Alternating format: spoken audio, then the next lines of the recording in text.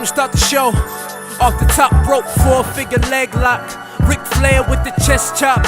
Haters wonder why I never tap out. A young king like DeMarcus. Undertaker with a coffin. Choke slam so often. Stone Cold Steve Austin. Man, the boy keep flossing. Man, the boy keep talking. I'm with Dave. Wrestling.com, that's right, you heard correctly. BetWrestling.com, B-E-T. Like the channel, Wrestling.com. That is going to be one of our new homes. We were lucky and blessed enough to be able to have discussion with owner of BetWrestling.com, Philip DeGuilo, and we have a partnership. Now Wrestling with Things will be featured on BetWrestling.com. And don't forget to subscribe to our YouTube channel at Wrestling with Things and like our page on Facebook at Wrestling with Things for all sorts of video content, debates, and all sorts of fun conversations on the sports and entertainment world. But Sammy, let's move on to Backlash. It's coming soon, less than 2 weeks away. It's a little bit of a funky pay-per-view because a lot of the opponents that are facing one another have already been traded and moved on to other brands. So it's kind of like, you know, a lot of these rivalries aren't going to continue. So let's start off. Braun Strowman and Bobby Lashley versus Kevin Owens and Sami Zayn. Who you got? You know Kevin and Sami gonna put the beat down on them. But nah. And then let me get serious real quick. They're not gonna beat them in a way where it's like they overpower them or they just go cleanly away. They're gonna beat them in a way where I could see someone heel turning on the other side, aka quote Bobby Lashley, who I'm going with to turn heel because Braun is major babyface work is red hot fire right now. So you gotta keep him like that. Don't mess with it. Don't even look at it, Vince. Just keep it the way it is. So I see Kevin and Sami taking the opportunity way out. I disagree with your finish, but I can see where you're coming from because if there's going to be some sort of turn, it might most likely cost them the match. I didn't think of it like that. I was kind of thinking they would dominate and win, and then Lashley would do the turn. But I agree with you. Any which way, Bobby needs to be the one to turn. Braun Strowman is way too hot right now. He was supposed to be the baddest villain, the biggest, baddest villain on the block, but people fell in love with the way he destroys people and destroys things in a unique manner. There's no slowing that down. Bobby should turn on him, and I think these guys could tear the house down as two monsters. Yeah. Next match on the card, Daniel Bryan versus Big Cass. My boy! My MCF, he's my new MCF. That's my mail ticket. Doodoo, he's doodoo. I like Daniel Bryan too, but Big Cass, something feels right about Easy win for Daniel. Easy. I see Big Cass beating him up the whole match though. Don't get me wrong. I see him overpowering him the whole match, but at the end, I don't see Daniel Bryan losing to someone named Big Cass. He'll get the clean roll up and get away. Once again, you missed the point of storytelling and you're focused on who's better than you who's better than who in the pro wrestling wing, which that matters a lot because let's face it, you can tell who's the better performer without a doubt. Big Cass can't hold the candle to Daniel Bryan, but I think this is going to start off as a David and Goliath feud that spotlights Big Cass' strength, power, and size advantage, and I think he wins this match. I think this is the first of a few fights they have, though. Yeah, I agree with first of a few fights, but I just don't see someone like Daniel Bryan coming off a historic WrestleMania comeback, losing to someone named Big Cass. I don't see it. All right. I just don't. This ain't the same Big Cass, just saying.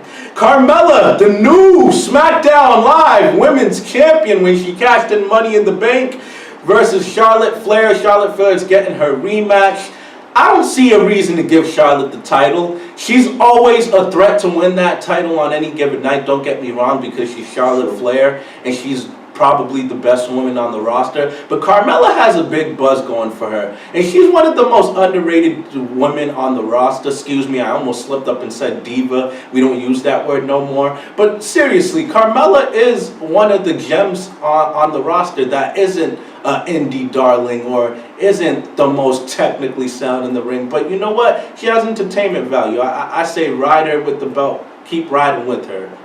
I definitely agree because Charlotte had a great run. She beat Asuka to That's enough. Great match. That's enough. Just give her a break, put her in a corner somewhere, and she could just go drift off doing something else.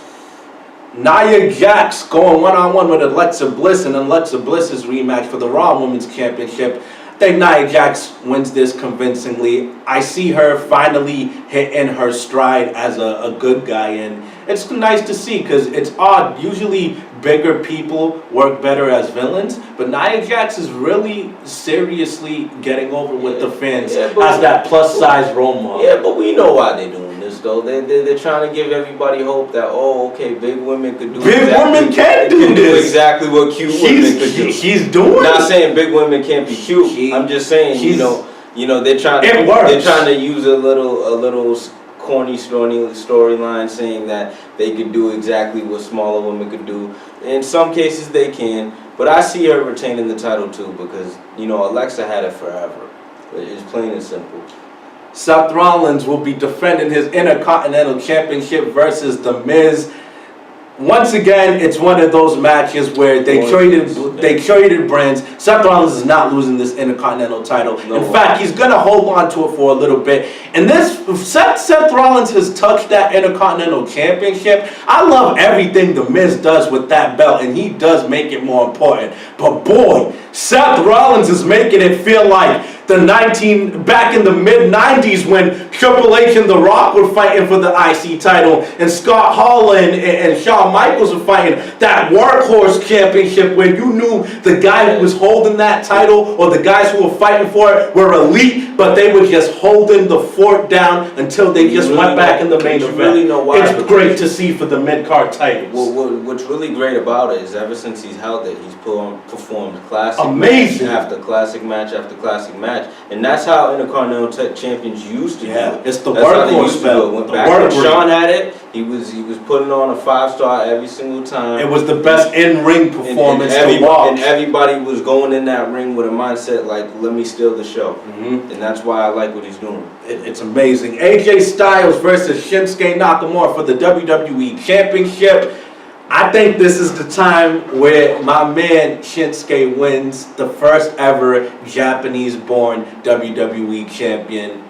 Yes, I said it. It's hard to believe, but it's gonna happen. It really is hard to believe. And as much as I would hate to see that sight of a chingy-eyed championship holder, a yellow guy, you know, as much as I would hate to see that sight, they gotta give it to him. Because sadly, his character's been working. And it's evolving. Since he flipped, it's been working, you know. Every time he gives one of those low blows, no speaking English, it's been working, man. He's entertaining right now, more than he's ever been.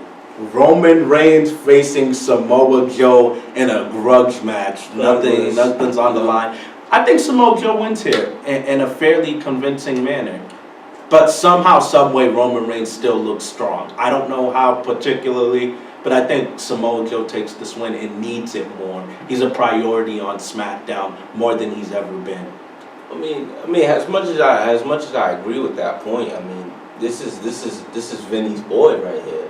You know, he can't just take 3 L's in a row after losing twice to Brock Lesnar and looking like the failure. You know, at some point he has to look like the heroic savior that's when you're going to get up against formidable opponents and larger than life presences like Joe and Brock Lesnar, there's no shame in it. But this is the face of the company. Yeah. You know, he can't take multiple. Who's not such a face? When Cena was at his height, did Cena ever take multiple L's over and over and over? No, he didn't. Not over and over. He lost against Shawn Michaels. Yeah, he lost against Triple H. After beating him 50 times. And not 50 times. It was a lot of times. He got his wins, but Shawn Michaels beat him a few times, and so did Triple H. He would lose to formidable opponents. He would, but after Randy Orton's of the world. You're right, but he would beat them at when it mattered, and they would get him right back. You know, this guy lost at WrestleMania. He lost at the new Greatest Royal Rumble little spectacle.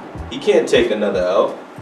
And if you think that any of our predictions was accurate, let us know in the comment section, and don't forget to subscribe to our YouTube channel at Wrestling with Things.